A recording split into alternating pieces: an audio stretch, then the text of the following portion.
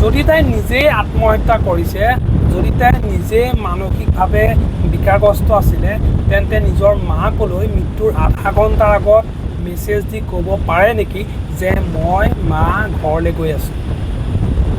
আৰু এজনী বিয়া হোৱা ছোৱালী যেতিয়া নিজৰ ঘৰলৈ আহোঁ বুলি কয়, মাকে বহুত আশাৰে আচলতে বাট চাই থাকে। কিন্তু সেইজনী মাকেই অৱশেষত শুনিবলৈ পালে যে তেওঁ ছোৱালীজনীৰ মৃত্যু হৈছে।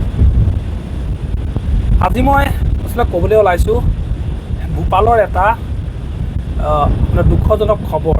আচলতে এইটো ভাৰতবৰ্ষ বুলিয়ে নহয়, আমাৰ অসমতো কিন্তু ইয়াৰ এটা ডাঙৰ প্ৰভাৱ আছে। কাৰণ আপোনালোকে গম পায় যে বহুত আশা দি কিছুমান ছোৱালীক বিয়া কৰাই নিয়ে আৰু শেষত যৌতুকৰ কাৰণে মৃত্যুমুখলৈ আচলতে ঠেলি দিয়ে। এতিয়া এই ঘটনাটো হ'ল আপোনাৰ ভূপালৰ। তাইৰ নাম আছিলে তিশা শৰ্মা। আৰু সেই তিশা শৰ্মাৰ বিয়া হোৱা মাত্ৰ 5 মাহে হৈছিলে, কিন্তু 5 মাহতে তাইৰ মৃত্যুক সাৱটি ল'বলগীয়া হৈছিলে। কাৰণ মাকহঁতে বহুত আশাৰে ছোৱালীজনীক এজন ভাল উকিলৰ লগত বিয়া দিছিলে, কিন্তু মাকহঁতেও কেতিয়াও ভবা নাছিল যে সেই উকিলজনে আচলতে ছোৱালীজনীৰ হত্যাকাৰী হ'ব। কাৰণ বিয়া হোৱা 5 মাহৰ পিছৰে পৰা তাইৰ ওপৰত যৌতুকৰ নামত নানা অত্যাচাৰ কৰিবলৈ আৰম্ভ কৰিলে আৰু শেষত তাইক যোৱাকালি হত্যা কৰা হ'ল।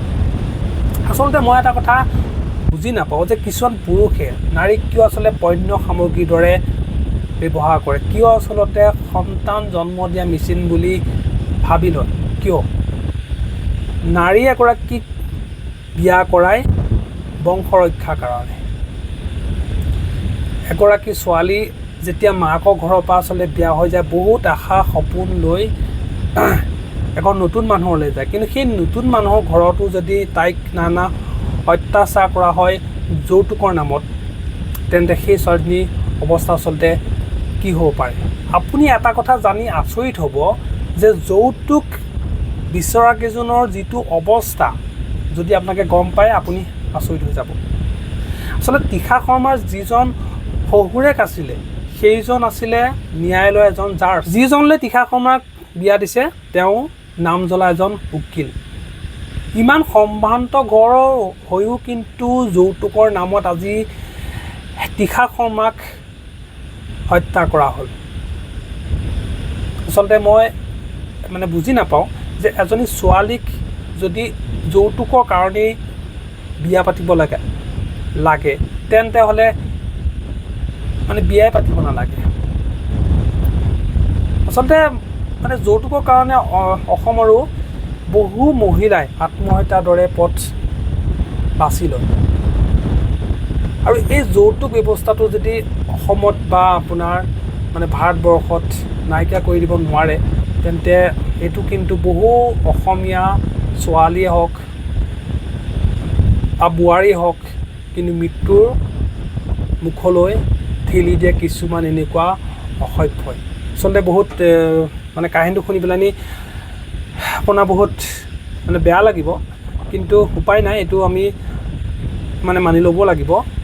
কিয়নো প্ৰতিদিনে যৌতুকৰ নামত বহু মহিলাই কিন্তু নানা মানসিক অত্যাচাৰৰ সন্মুখীন হ'বলগীয়া হৈছে, যাৰ ফলত বহুত আচলতে মহিলাই আত্মহত্যাৰ দৰে পথ বাছি লৈছে। এজনী ছোৱালীক এখন ঘৰৰ পৰা আপুনি যেতিয়া আনিবলৈ যায়, আচলতে তেতিয়া যদি আপোনাক যৌতুকে প্ৰয়োজন হয়, তেন্তে আপুনি বিয়া নকৰাব। কাৰণ এজনী ছোৱালী আনি আপুনি যৌতুকৰ কাৰণে মানসিক অত্যাচাৰ কৰি মাৰপিট কৰি তাইক মৃত্যুমুখলৈ ঠেলি দিয়াটো কিন্তু এজন প্ৰকৃত পুৰুষৰ লক্ষণ নহয়, মনত ৰাখিব।